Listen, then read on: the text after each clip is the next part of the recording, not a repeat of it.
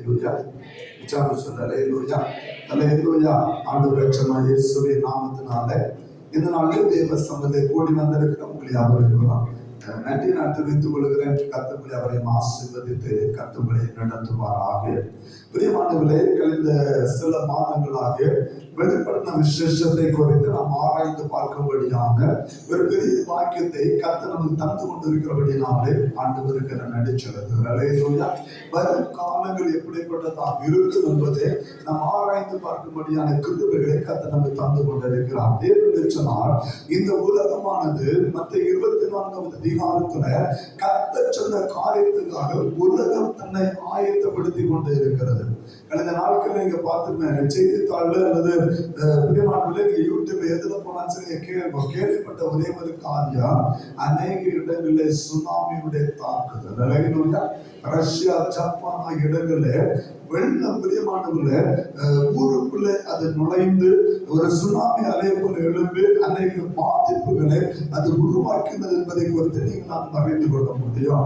ஏனென்று சொன்னால் ஆண்டவரை சொன்னால் இது நடக்கும் என்பது வேதம் நமக்கு கற்றுக் கொடுத்த வார்த்தை. மற்ற 24வது அதிகாரம் 37 முதல் 39 வசனத்தை வாசிக்கும் போது நோவாவுடைய நாட்களில் என்ன நடந்ததோ அது மனுஷகுமார வருகை நாளிலும் நடக்கும். அல்லேலூயா. ஆண்டவர் தெளிவாக வைத்தார், நோவாவுடைய நாட்களில் என்ன நடந்ததோ அது மனுஷகுமாருடைய வருகை நாட்கள்ல அந்த சம்பவம் நடக்கும். ஜலப்பிரளயம் வந்து ஜனங்களை வாரிக்கொண்டு போகும் அளவு அவர்கள் உணர்வில்லாமல் இருந்தது போலதான் இன்றைக்கு உலகமும் இருக்கிறது மறந்து விடக்கூடாது. இதெல்லாம் வருகையினுடைய அடையாளம்.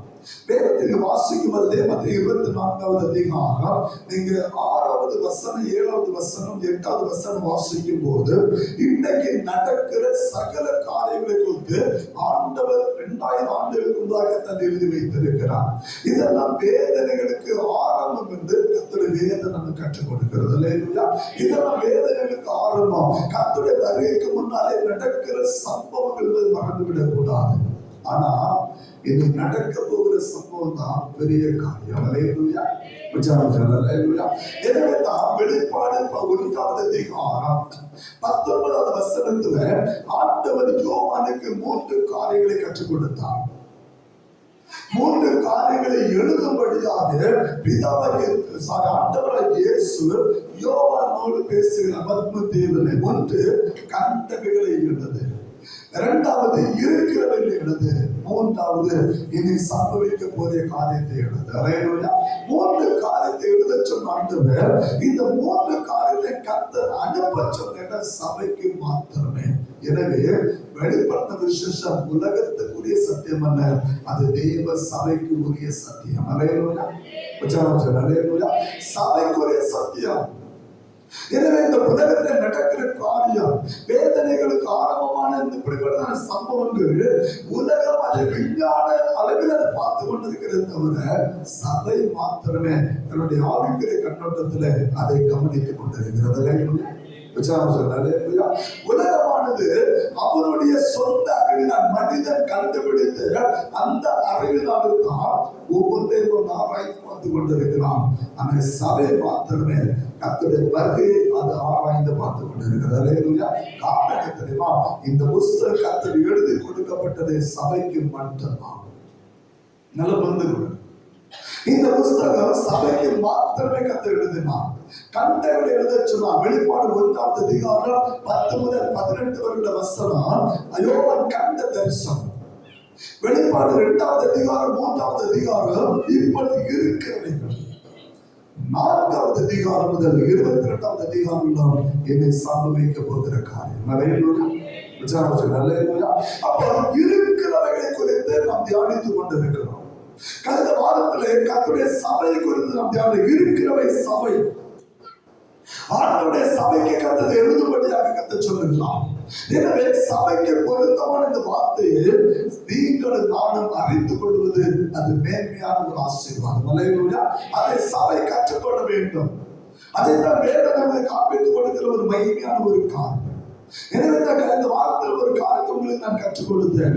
இந்த சபையானது பிரியமானவர்களே கிபி 33ஆம் ஆண்டிலே துவங்கப்பட்டு ஆண்டவருடைய மகிமையான வருகை நாட்களில் சபை முடிவடையும். அல்லேலூயா. 33ஆம் ஆண்டு இயேசுவுடைய அந்த மரண நாட்களில் ஆரம்பித்த கர்த்தர் மரித்து உயிர்த்தெழுந்தார். 40வது நாளிலே ஆவியானவர் இறங்கினார். அந்த ஆண்டிலே கர்த்தருடைய சபை ஆரம்பிக்கப்பட்டது. அப்போஸ்தலர் 2:47 படி. அல்லேலூயா. அன்றைக்கு உருவாக்கப்பட்ட சபை அவருடைய மகிமையான வருகை நாட்களில் அது முடிவடையும்.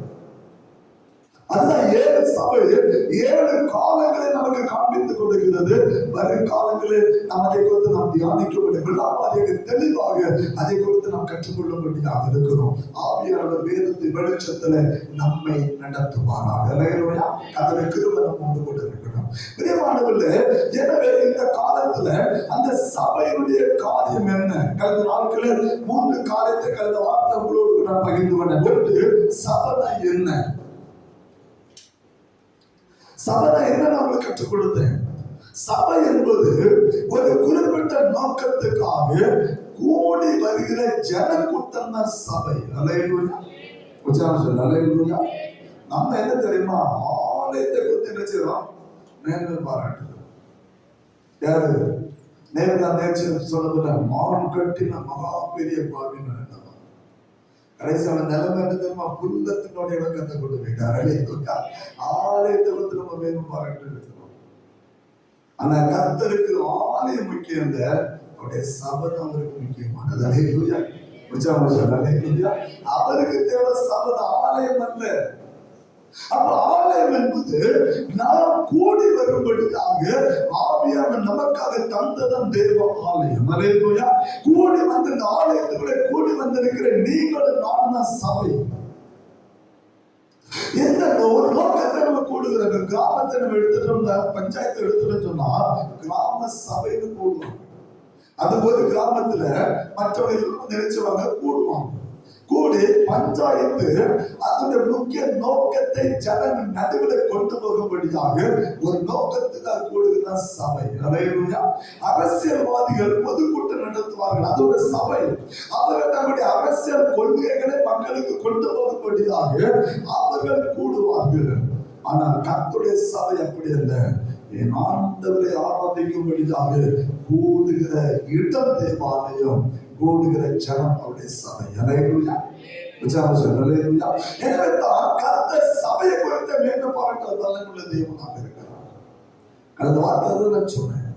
அப்ப சபை ஒரு பர்பஸ், ஒரு நோக்கத்துக்காக இந்த இடத்துல நாம் கூடி வந்திருக்கிறோம். கட்டிட ஆலயத்துல சபையாக நீங்கள் ஒரு நோக்கத்துக்காக நாம் கூடி வந்திருக்கிறோம். வேதம் அந்த நோக்கத்தை நம்ம வெளிப்படுத்துகிறது.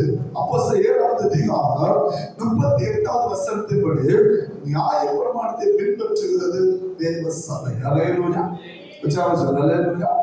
மோசே சொல்கிறது, அவன் பிரியமானவர்களை சபைக்குள்ளே இருந்தவன் ஜீவ வாக்கியங்களை தேவ சம்பந்தம் பெற்று வந்தவன். அல்லேலூயா.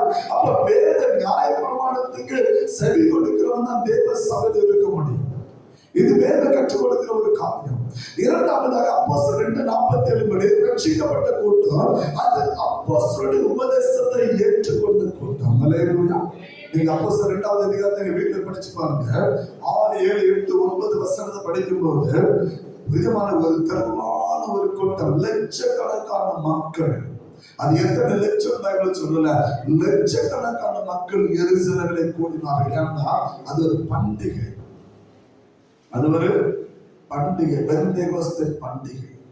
அந்த பண்டிகை கொண்டாடும்படியாக ஒரு கூட்ட ஜனம் கூடி வந்தது.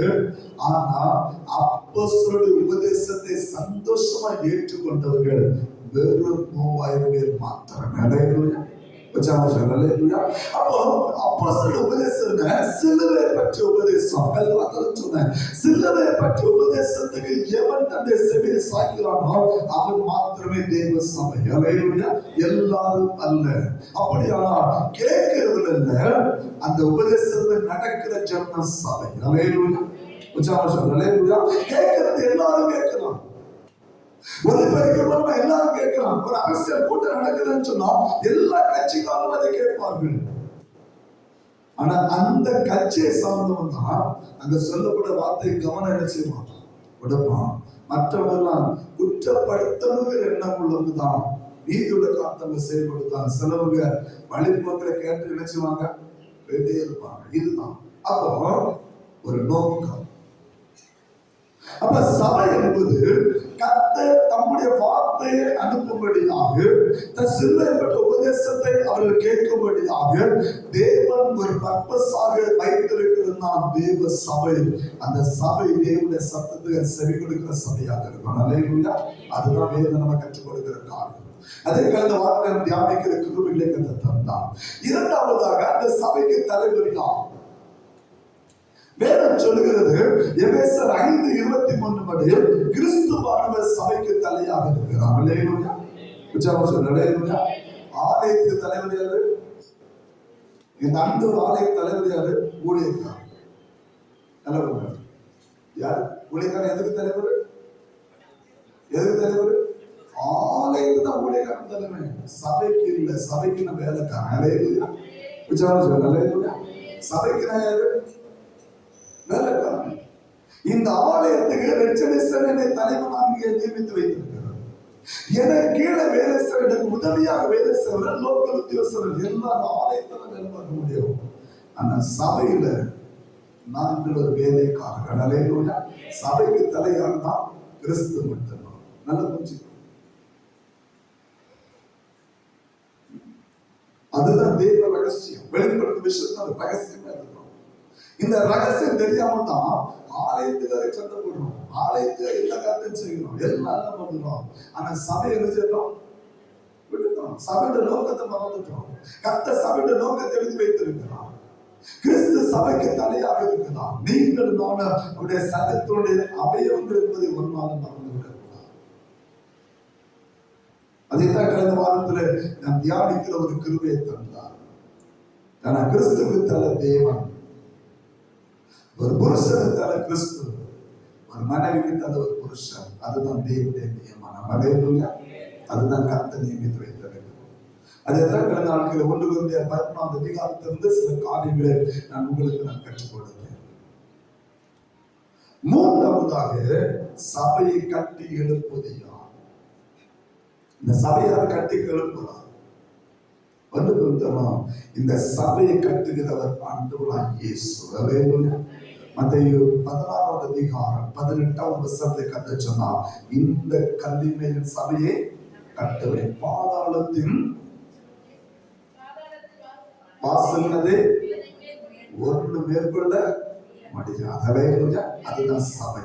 அது தேவனால் கட்டி எழுப்பப்படுது சபை. அந்த சபைக்கு, தேவனுடைய சபைக்கு நல்ல புரிஞ்சுக்கிறோம். ஆண்டவராகிய இயேசு மூலைக்கல்லாக இருக்கிறார். அப்போஸ்தலர்கள் அஸ்திவாரத்தின் சபை எழுப்பப்படுகிறது. அல்லேலூயா. எபேசியர் 2ஆம் அதிகாரம் 19, 20, 21, 22 வசனத்தை வாசிக்கும் போது வேதம் உங்களுக்கு கற்றுக் கொடுக்கிறார். ஆண்டவருடைய சபைக்கு அவர் மூலைக்கல்லாக இருக்கிறார். அப்போஸ்தலருடைய உபதேசம் அல்லது அப்போஸ்தலருடைய அஸ்திவாரத்தின் அந்த சபை கட்டி எழுப்பப்படுகிறது. அந்த சபை தான் அந்த எபேசியர் 2:22 சொல்லுது, தேவனுடைய மாளிகையாக அது எழுப்பிக் கொண்டே இருக்கிறது. அந்த மாளிகையை கட்டி முடிக்கப்படவே இல்லை. அல்லேலூயா. அந்த மாளிகை எப்போ முடியும் சொன்னா அவருடைய மகிமையான வருகை நாள்ல அது முடிவடையும். அல்லேலூயா. அதான் சொன்னேன், கிபி 33 அவர் மூலைக்கல்ல இருந்துட்டார். அப்போஸ்தலர் அஸ்திவாரம் சபை எழுப்பிட்டே இருக்கு. இன்னும் அந்த சபை கட்டி முடியல. ஏன்னா அது ஒரு பெரிய மாளிகை எழுப்பிக் கொண்டிருக்கிறது. அது பெரிய மாளிகை அந்த சபை எழுப்பிக் கொண்டே இருக்கிறது. அந்த சபை முழுமையாக முடிவெடுவது ஆண்டவராகிய இயேசுவின் வருகை நாளிலே. அல்லேலூயா. அதன் ஒவ்வொரு நாளும் ஆண்டவர் சபையை கட்டி எழுப்பிக் கொண்டே இருக்கிறார். ஆலயம் அப்படி இல்லை. அதுக்கு ஒரு மூலக்கு நம்ம போட்டோம், அதுக்கு ஒரு அஸ்திவாரம் போட்டு, அதுக்கு பெல்ட்டை போட்டு அதுக்கு மேல கட்டி வச்சிருக்கோம். அல்லேலூயா. சபை அப்படி இல்லை. சபைக்கு மூலைக்கு ஆண்டவராகிய இயேசு அப்போஸ்தலருடைய அஸ்திவாரம். அப்போஸ்தலர் 2ஆம் அதிகாரம் முதல் யூதா புஸ்தகம் வரைதான் எழுதப்பட்ட அந்த உபதேசத்தின் மேல் இன்றைக்கு சபை கட்டி எழுப்பப்பட்டு கொண்டுதான் இருக்கிறது. எனவே தான் சபை நிருபங்களை தெளிவாக அது அறிந்திருக்க வேண்டும். அல்லேலூயா. அதுதான் சபையுடைய நோக்கம். கர்த்தருடைய திட்டம் நோக்கம் அதுதான். ஏவதானம் என்று சொல்லி சபையில் ஆராதிப்பதல்ல. இது கர்த்தர் நியமித்த ஒரு நியமனம் என்பதை மறந்து விடக்கூடாது. இந்த மூன்று காரியத்தை கழிந்த வாரத்துல நான் உங்களோடு கூட பகிர்ந்து கொள்ளும்படியான ஒரு பெரிய வாக்கியத்தை கதை தந்தபடினாலே ஆண்டவருக்கு நன்றி செலுத்துகிறேன். இன்றைக்கு சில காரியங்களை நாம் அறிந்து கொள்ளும்படியாக இருக்கிறோம். பிரியமானவர்களே, நான்காவதாக இந்த சபை யாருக்கு சொந்தமானது? இந்த கதையை நம்ம தியானிக்கும்படியாக இருக்கிறோம். ஆண்டவர் இயேசுங்கிற மூலைக்கல்லுமே அப்போஸ்தலருடைய அஸ்திவாரத்திலே கட்டி எழுப்பப்படுகிற இந்த சபை அது யாருக்கு சொந்தமானது? நன்றாக புரிந்து கொள்ளுங்க. இன்றைக்கு உங்களுக்கு ஒரு இடம் இருக்கிறது வைத்துக் கொள்ளுமே. உங்களுக்கு இருக்கிற அந்த இடம் எனக்கு தேவை. நான் முதலாவது அதை பேசுகிறேன். அந்த இடம் கொடுப்பீங்களா? அந்த இடத்துக்கு என்ன மதிப்பு, என்ன யாரும் பேசுறோம். பேசி முடித்தாலும் அந்த இடம் எனக்கு சொந்தமானது அல்ல. உண்மைதானே? எப்ப அந்த இடம் எனக்கு சொந்தமாகும்? எப்பொழுது அந்த இடத்துக்கான விலைக்கிரயத்தை நாம் கொடுக்கிறோமோ அதற்கு உட்பட அந்த இடம் யாருக்கு சொந்தம்? எனக்கு சொந்தம். அந்த இடத்தை உரிமையாளர் உரிமை கொண்டாட முடியாது. ஏன்னா ஒரு விலைக்கிரை கொடுத்ததை நான் வாங்குவேன். அல்லேலூயா. ஒருவருடைய கரத்தில் இருக்கிற அந்த நிலத்தை எனக்கு நான் சொந்தமாக்கி கொள்ளும்படியாக, ஒருவருடைய கரத்தில் இருக்கிற அந்த இடத்தை எனக்கு சொந்தமாக்கி கொள்ளும்படியாக ஒரு கிரயத்தை கொடுத்து நான் விலைக்கு வாங்குகிறேன். விலைக்கிரை கொடுக்கப்பட்டதுனால அந்த இடம் எனக்கு சொந்தமானது. அல்லேலூயா. அல்லேலூயா. அப்படியான சபை யாருக்கு சொந்தமானது? அப்போஸ்தலர் 20:28 வாசிக்கலாம். வேதம் நமக்கு தெளிவாக கற்றுக் கொடுக்கிற ஒரு காரியம் தான். அப்போஸ்தலர் 20:28 நமக்கு என்ன கற்றுக் கொடுக்கிறது?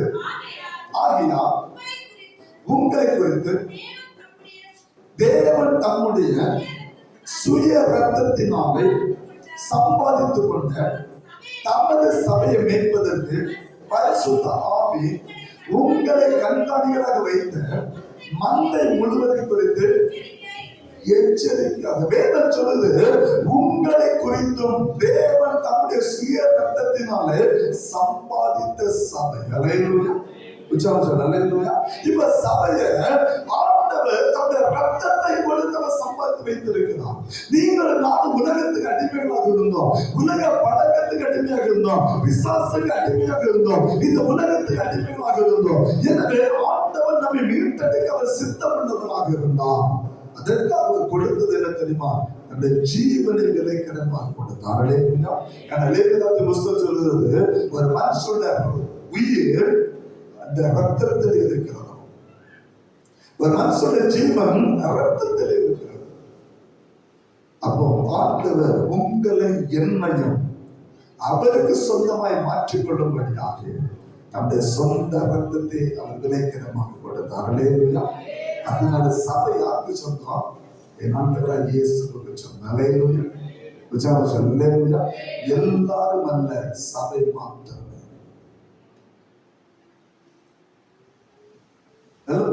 நான் சொன்னேன் இல்லையா, ஒரு பொதுக்கூட்டம் நடக்கும். வழிபோக்க மனுஷமா கண்டு போயிட்டே இருப்போம்.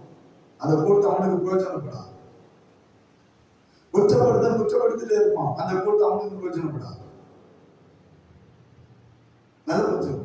அந்த கூட்டத்துல அந்த சொல்லப்படுற வார்த்தை என்ன சொல்லி கவனிக்கிறோம் இல்லையா, அவனுக்கு மட்டும் அந்த சொல்லப்படுற வார்த்தை பிரயோஜனம் உள்ளதாக. அதே போல வயல கடமைக்காக வந்தா சபையாக நீங்க மாற முடியாது. ஏதோ வந்தோம் போனோம்னு சொல்லி இருந்தா சபையாக மாற முடியாது. வார்த்தை கேட்டு அதன்படி நடப்பதும் தேவ சபை. அல்லேலூயா. ஆண்டவர் உங்களை ரத்தத்தை விலை கொடுத்து வாங்கி வைத்திருக்கிறார்.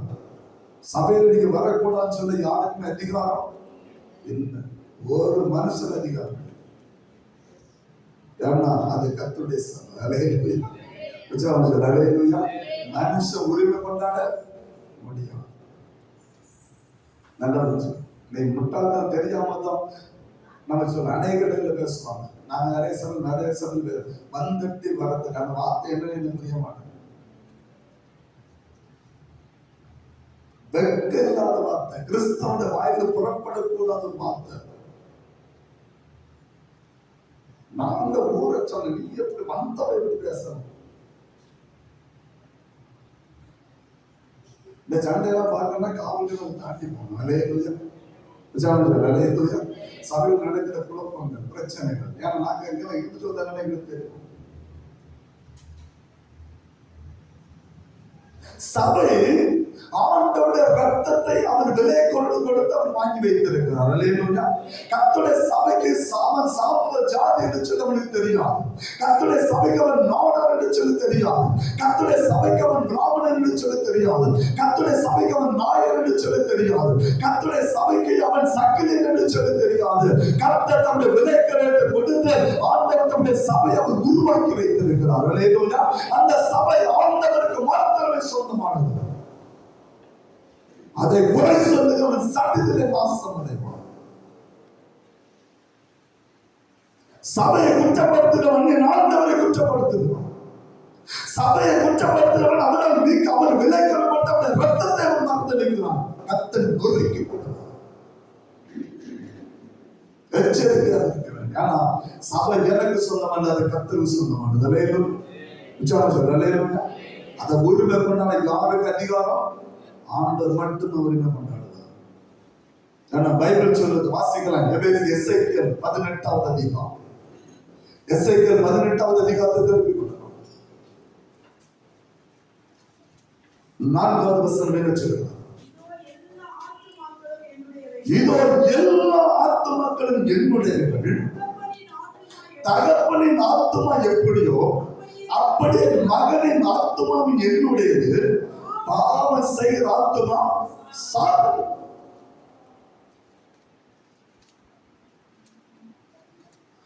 சத்தியத்தை தெளிவாக புரிந்து கொள்ளுங்கள். ஆண்டவர் சொல்லுகிறார் எல்லா ஆத்துமாக்களும் என்னுடையது. ஏன்னா அவர் ஒருவரே ரத்தத்தை விலைக்கிரமாக கொடுத்து அவர் சம்பாதித்து வைத்திருக்கிறார். அல்லேலூயா.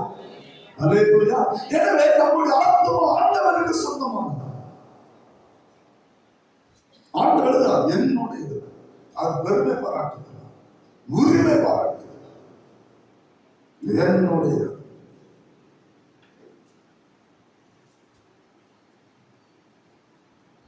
யோசிக்கலாம். ஏன்னா அது ரத்தத்தை மீட்கப்பட்ட சபை. அல்லேலூயா. அந்த சபை என்னுடைய சொல்லாது. ஆனா மீட்கப்பட்ட ஜனத்தை பார்த்து சொல்லாரு பாவம் செய்கிற ஆத்மா. ரெண்டு காரியத்தில் வச்சுட்டு நல்ல புரிஞ்சுக்கணும். ஏன்னா மீட்கப்படல, ரத்தத்துக்குள்ள என்ன செய்யல, அவன் வரல. ஆண்டு ரத்தம் மீட்கப்படல. விதைக்கிற கத்தை கொடுத்திருக்கிற ரத்தத்தை மறந்திருக்கிற கூட்டம், ஆண்டோடைய ரத்தத்தை மறந்தளிக்கிற கூட்டம், சிலுவையை பற்றி உபதேசத்தை மறந்தளிக்கிற கூட்டம், அது ஒரு நாள் கர்த்தருக்கு சொந்தமாய் மாறவே முடியாது. அல்லேலூயா. உச்சாரம் சொல்ல அல்லேலூயா. எனவேதான் ஃபாதர் ஒரு பாட்டு பண்ணாரு. நேசரின் ரத்தம் என் மேலே நெருங்காது சாத்தா. நேசரின் ரத்தம் என் மேலே நெருங்காது சாத்தா.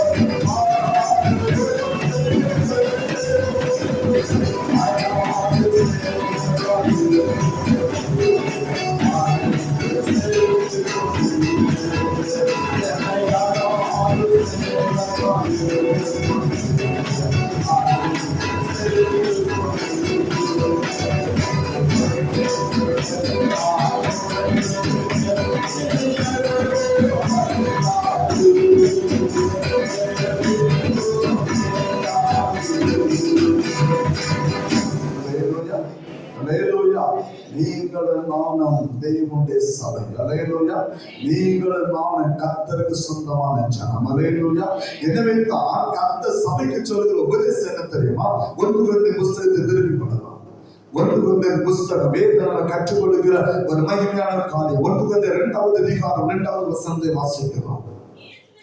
இயேசு கிறிஸ்துவை சிலுவையில் அறையப்பட்ட அவரையே கண்டு வேறு ஒன்றையோ உங்களுக்குள்ளே அறியாதிருக்க தீர்மானத்திற்கு பவுல் எழுதுகிறார். இயேசுவை மட்டுமே அறிந்து கொள். தேவ சபையே, கிறிஸ்து கொல்லப்பட்ட தேவ சபையே, அவருடைய ரத்தத்தால் மீட்கப்பட்ட தேவ சபையே, இயேசுவை அறிந்து கொள். அவருடைய சிலுவை மற்றும் உபதேசத்தை அறிந்து கொள். அவர் எழுதுகிறார், வேறு ஒன்றை நீ அறிந்திருக்க கூடாது.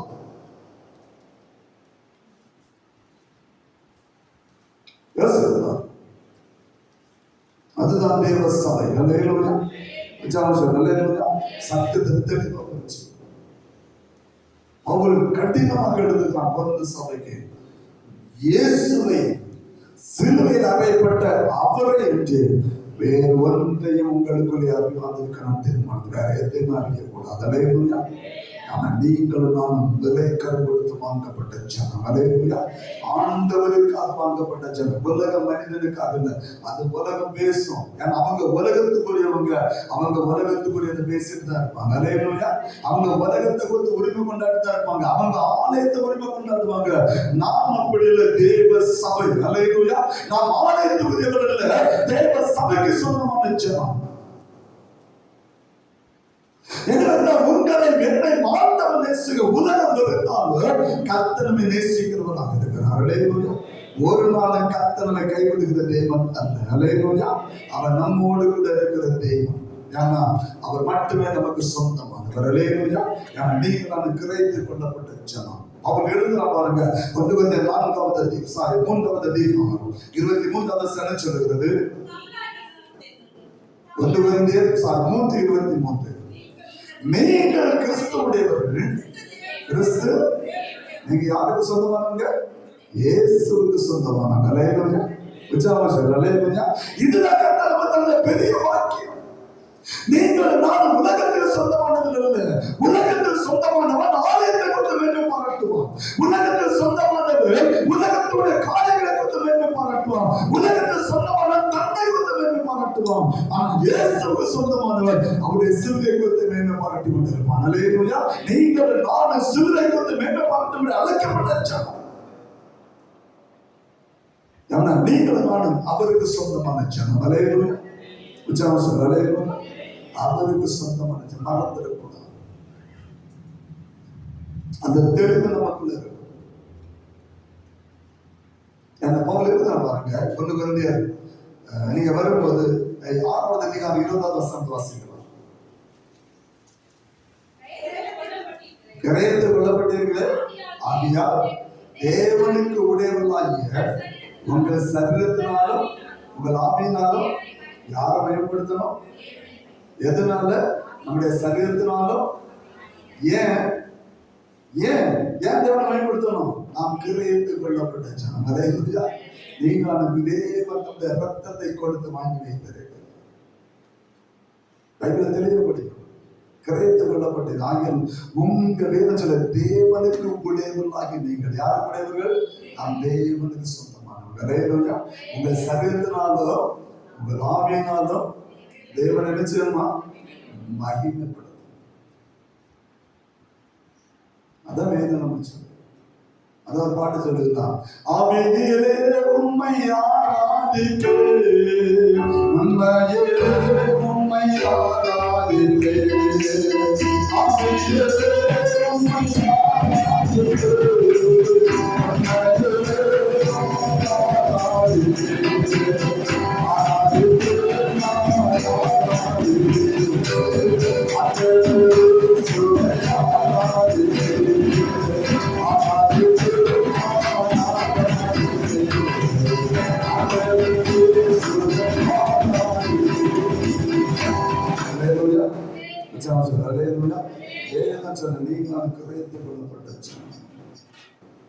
அடுத்தது பவுல் எழுதலாம் பாருங்க. 1 நீங்கள் கிரயத்தை கொள்ளப்பட்டீர்கள், கோரமான மனுஷனுக்கு அடிமையாகவே கூடாது. அலையலூயா. அலையலூயா. அவன் சொன்னா இவன் சொன்னா உலகம் பேசும். தைரியமா மார்க்கிட்டு சொல்றேன், நான் ஆண்டவருக்கு சொந்தமான சொல்ல. அலையலூயா. உங்களை ஏறன்னு பேச ஜனத்தை பத்தி நீ உலகத்துக்குரிய காத்து பேசுறேன், தேவனுக்கு மார்க்கிட்டு பேசுறேன். அலையலூயா.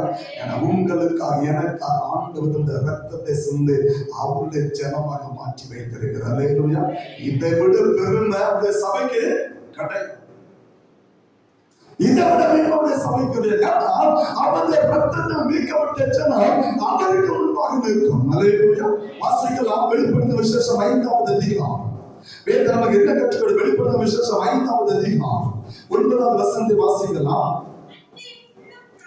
அன்றையும் உள்ளும் புறமும்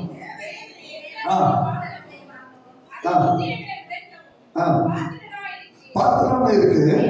ஏனெனில் நல்ல நீர் அதிக்கப்பட்டு சகல கோத்திரங்களிலும் சகல பாஷைகளிலும் சகல ஜனங்களிலும் ஜாதிகளிலும் இருந்து எங்களை தேவனை கண்டு உம்முடைய ரத்தத்தினால மீட்கொண்டு எங்களை தேவனுக்கு முன்பாக எங்களை ராஜாக்களும் ஆசாரிகளும் ஆக்கினீர்.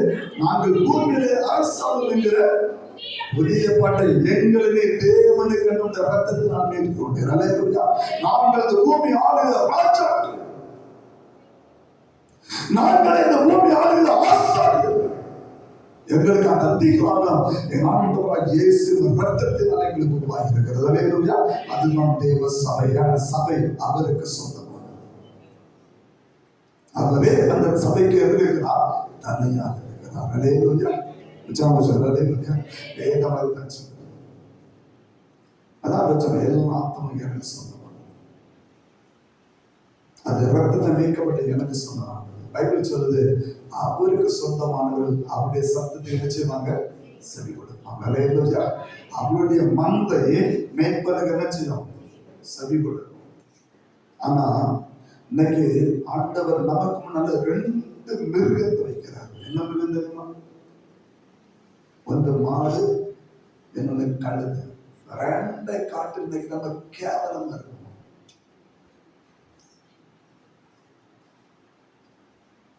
ரெண்டு காட்டு கேவலமா இருக்கு. கர்த்தரை பார்த்து சொல்லுகிறார்.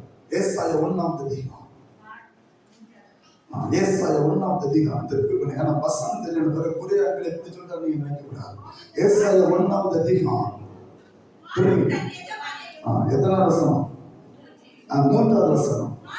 மாடுகளின் எஜமானையும் கழுதையின் ஆண்டவனின் முன்னணையும் அறியும். இஸ்ரவேலோ அறிவில்லாமலும் என் ஜனம் உணர்வில்லாமலும் இருக்கிற இஸ்ரவேல் ஜனங்கள் 2 மிருகத்தை கண்டு காட்டினார். ஏன் தெரியுமா? 2 மிருகம். மாடு மதிக்கத்தக்கது, கழுத மதிப்பில்லாது. அல்லேலூயா. மாட்டை மனுஷன் நல்லா தேய்ச்சி கழுவி குளிப்பாட்டி என்ன செய்வான்? தொழுவத்தை கட்டிப்பான். கழுத்தை எங்கதான் விடுவான்? தெருவில் தான். பார்த்துருக்கோம். ஆனா 2ம் ஆண்டவர் சொல்லுகிறான், 2ஐயும் கட்டி போடாம ஒரு இடத்துல கால விட்டு மேய விட்டுட்டு வாங்க. சாயங்காலம் 6 மணி நேரம் என்ன செய்யும்? மேயும். 6 மணி ஆண்டா நீங்க போட்டா உங்க வீடு தேடி என்ன செய்யும்? அல்லேலூயா. அல்லேலூயா. அது உங்க வீடு தேடி வீட்டுக்கு வந்து படுத்துங்க. அந்த தொழுவத்தை அது எந்த இடத்துல அதுக்கு நம்ம சொன்னோம் அந்த இடத்துல வரும். மதம் என்ன சொல்லுது? அது எஜமானை அறியும். ஆனா கர்த்தருடைய சபை இஸ்ரவேல் ஜனங்களும் அறிவில்லாமலும் என் ஜனம் உணர்வில்லாமல் இருக்கிறது. ஏன் தெரியுமா? ஆணை திறந்திருந்தால் ஒரு மனுஷனை காண மாட்டாங்க. வீட்டுல இருந்து கதை அடிக்கிறோம், கோயிலுக்கு வர மனம் இல்லை.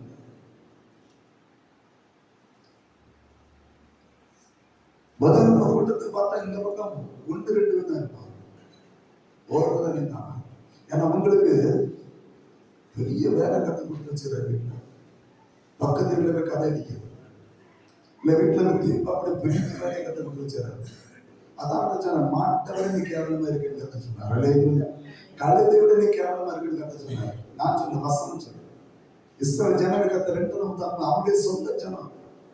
இஸ்ரவேல் ஜனமுடைய ஜனம், அந்த ஜனத்துக்கு கத்த கொடுத்த வார்த்தை தான். நான் 2 தடவை பயன்படுத்தினேன். நான் 2 தடவை ஆலயத்தில் பற்றி பேசுறேன். நல்லது. நம்ம மக்கள் புது மாட்டை குளிப்பாட்டின கதை. இந்த ஆலயம் திறக்கணும்னா அங்க ஜபத்தை பார்க்கணும். ஒரு கேட்ட சொன்னா, ஐயா எனக்கு வீடு அன்றுள்ள சொல்லி ஜோம் பண்ணது. என் மூளை எதுக்கு? அப்பதான் கோயிலுக்கு என்னால வர முடியும். எந்த கூட்டனால கண்டிப்பா வந்து ஞாயிற்றுக்கிழமை தவிர மற்ற கூட்டத்தை பார்க்கவே முடியாது.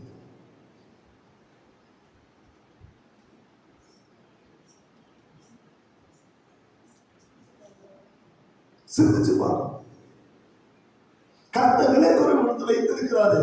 நான் அவருடைய மந்தை இல்லமா மேற்கொண்ட சத்தத்துக்கு நம்ம செவி கொடுக்கிறோம். அந்த டைமுக்கு மாடு வீடு வந்து சேரும். கர்த்தருடைய ஆலயம் திறந்து இருக்கும். அவருடைய மந்தை எங்க வரணும்? அந்த புதுசுல பார்த்தா வயல் திறந்த புதுசுல பாறை கூட்டம்னா இங்க அப்படி இருக்கும். நான் நினைச்சேன் பரவாயில்ல, ஆண்டவர் சபையில் எழுப்புதல் கொண்டு வந்துட்டேன். இங்க பார்த்தா அப்படி இருக்கும். பரவாயில்ல, கத்தை எழுப்புதல் கொண்டு வந்துட்டார். பரவாயில்ல, மக்கள் அங்க பழைய ஆலயம் சரி குண்டு குழி எல்லாம் இருக்கு. மக்கள் நைட் வரை கஷ்டப்பட்டாங்க. இங்க அப்படி இல்லை, திறந்தாச்சு. ரோடு வசதி. பஸ்ஸை விட்டு இறங்கினா கோயில், கோயிலை விட்டு இறங்கினா பஸ் ஏறி போயிட்டு அழகா வருவான்னு பார்த்தா உன்னை கோயில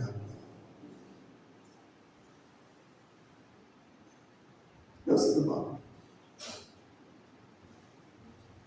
அதான் ஆரம்பம் சொன்னேன், மாட்டை விட நம்ம கேவலமா, கழுதை விட கேவலமா இருக்கும். நம்ம பிள்ளைகளை கழுதைன்னு சொல்லி பேசணும், அதை விட நம்ம கேவலமா இருக்கும். அதே அதை நம்ம விட கேவலம் பிள்ளைகளை சொன்னா, ஏன் கழுதை? எரும மனுமை வளர்ந்து நிற்கிறேன், நம்மளும் வளர்ந்தா இருக்கும். எஜமான சத்தத்தை சொல்லிக் கொடுக்கலாமா? ஆலயம் திறன்பது பயிர் வரமா? என்ன மந்த எஜமான வீட்டை அப்ப நம்ம கத்தோட வீட்டை என்ன செய்யணும்? அறிஞ்சிருக்கணும். அதுதான் மந்த, அதுதான் சபை.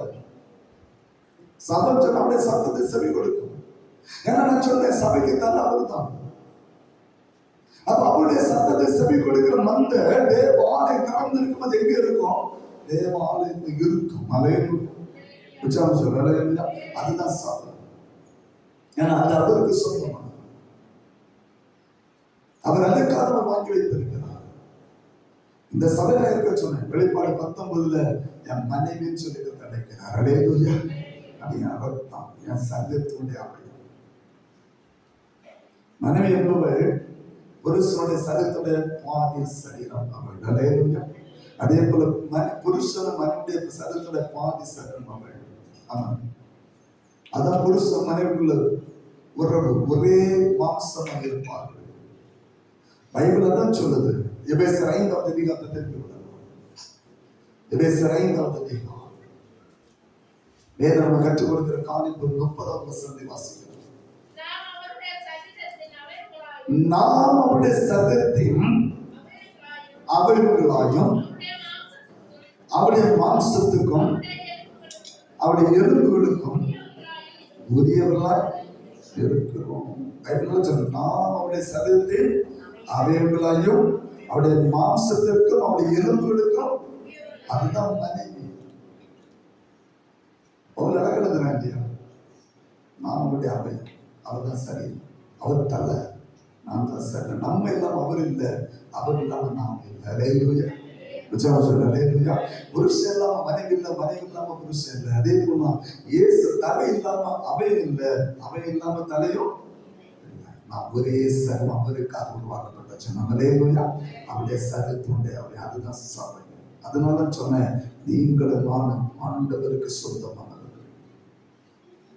ஒரு நாளும் தெய்வ சபை அற்பமா எண்ணக்கூடாது. அலேலூயா. அதான் போங்க, சபை கூடி வந்தல விட்டு விடாது. வழிபோக்க போவான் ஓட்டும்.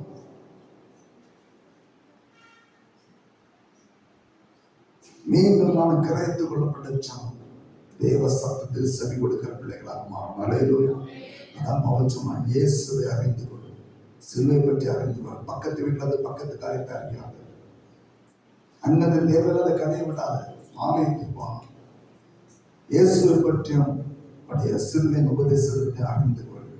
மற்றொன்றையும் அறியாதிருக்க நான் தீர்மானித்திருக்கிறேன். அல்லேலூயா. அந்த காலையில் மக்கள் கர்த்தருக்கு அவர் பெயர், ஆண்டவருக்கு அவர் பெயர். ஏன்னா நீங்கள் அவர் இல்லை, அவர் இல்லைன்னா நாம இல்லை, ரெண்டு பேரும் ஒன்றாக இணைக்கப்பட்டவர்கள். அதங்க சொன்னா, நாம் அவருடைய சபையின் சர்க்கமும் அவருடைய எலும்பின் எலும்புமாக இருக்கிறோம். எப்படி மனைவியான புருஷனுடைய எலும்பில் எடுக்கப்பட்ட அதே போல இயேசுடைய சபையில் எடுக்கப்பட்டவர் நீங்கள். ஒரு நாட்கள் சொல்லி அடுத்த வாரம் கத்தரிசிதமான தியானிக்கிறோம். நாம் யாருடைய சாயல் என்பதை பைபிள் மூலம் தியானிக்குவோம். அந்த சொன்னாங்க, நம்முடைய சாயலாக மனிதரை, நம்முடைய சாயல மனிதரை படைப்புமாறு. அப்ப நம்ம யாருடைய சாயல்? தேவ சாயலா, இயேசுடைய சாயலா, அவருடைய சாயலா? பைபிள் உள்ள இருக்கு, நம்ம தியானிக்க போறோம். அல்லேலூயா. வேதம் சொல்லுது, அவருடைய எலும்பின் எலும்பும் அவருடைய சரத்தின் சகமா நம்ம இருக்கிறபடினால கர்த்தர் நம்மை மீட்டெடுக்கக்கூடிய அவருடைய ஜீவனை தந்தார். அந்த ஜீவனாலே நீங்கள் ஜீவன் பெற்றிருக்கிறபடினாலே ஒரே சபையாக என் ஆண்டவருக்குள்ளே வருகிற பிள்ளைகளாக, தேவனுடைய ஆராதனைக்கு முக்கியத்துவம் கொடுக்கிற பிள்ளைகளாக, கர்த்தரை மகிமைப்படுத்துகிற பிள்ளைகளாக நீங்களும் நானும் மாறுவோம் என்று சொன்னார். வெளிப்பாடு 19வது அதிகாரத்தில் வரும்போது நீங்களும் நானும் அவருடைய மனவாட்டியாக இருப்போம். அல்லேலூயா. அல்லேலூயா. அவருடைய மனவாட்டியாக இருப்போம். அந்த பாக்கியத்தை கர்த்தர் வைத்திருக்கிறார். அந்த பாக்கியத்தை கர்த்தர் நமக்கு தரும்படியாக அவருடைய சமாதானத்துவர நான் கிரகித்துக் கொள்ளப்படும் ஆண்டவரே. என்னாலும் நான் எப்படியெல்லாம் தெரிஞ்சுட்டேன், உடைய அகத்திற்கு நான் வீட்டுக் கொண்டு உம்முடைய ஜனமாக என்னை மாற்றி நடத்தும் என்று சொல்லி அவருடைய சமத்தை அர்ப்பணித்துக் கொண்டு சொல்லுமா, கர்த்தர் அவரை ஆசீர்வதித்து நடத்துமாறாக. ஆமென். ஜெபம்.